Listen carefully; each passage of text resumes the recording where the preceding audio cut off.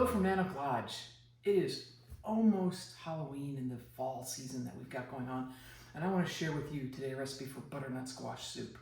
Super simple, 7 ingredients, but it's a great thing to make, put on the stove, and just keep warm while you go out trick-or-treating. Come home to a warm, filling soup with some crusty bread, you'll be all set. Got some fresh thyme that I picked from the garden, as well as some sage. We're going to fry the sage in a little bit of vegetable oil until it's nice and crispy. It'll be a beautiful garnish for the soup. And then of course the butternut squash. From about here up, it's all solid squash, so it yields a lot. And this bottom part is not too hard to cut around and cut the skin off and use that as well. Very little seeds in the hole in the middle of here. So when you're looking for a squash, get one with a nice long neck because that's where you'll get the most yield. I created this recipe for butternut squash soup well over 30 years ago when I was cooking at a restaurant in St. Paul, Minnesota called Muffuletta. And we had to do soups every day from scratch that served us for lunch and dinner. And so I wanted to make something that was simple and yet highlighted the ingredient that we had, which was the butternut squash soup. So I kept it simple. There's 7 ingredients. The sage and the oil are for the garnish. So 1, 2, 3, 4, 5, 6, 7 is all there is.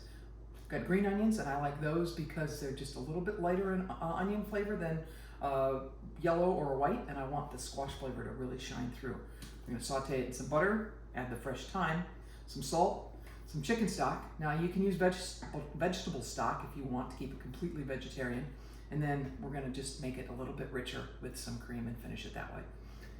And then the garnish. Everything's prepped and ready to go. I cut the squash into cubes. They're inch, 3/4 of an inch. You want huge chunks. The smaller they are, the faster they'll cook for you. Chop the green onions. We've got the thyme, all chopped up and ready to go. Butter, salt is measured out. We've got our chicken stock, our cream for adding in later. And then I just picked the leaves off the sage and made them stemless. We'll fry those up in the oil. That big squash, it was about a 4-pound squash, yielded, looks like about maybe 5 cups of squash. Oftentimes in the grocery store, you can actually find the squash all cut up and ready to go. And for that, you'll take like a 4-pound squash and it'll yield maybe about 3 pounds of squash.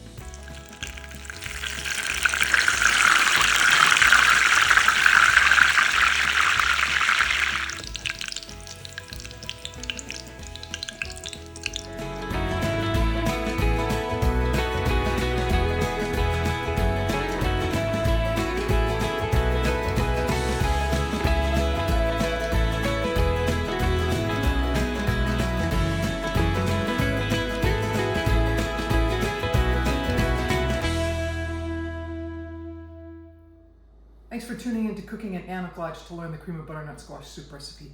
I've garnished it with the little pieces of fried sage, but you can use anything. I've used roasted walnuts, I've fried some lardons of bacon or prosciutto, sprinkled those on top, or you can leave it plain. Whatever your heart desires, and you can use your imagination. Hope you enjoy your cream of butternut squash soup. It's a great thing on a fall evening after the leaves have been falling and you want to warm yourself up. Cheers!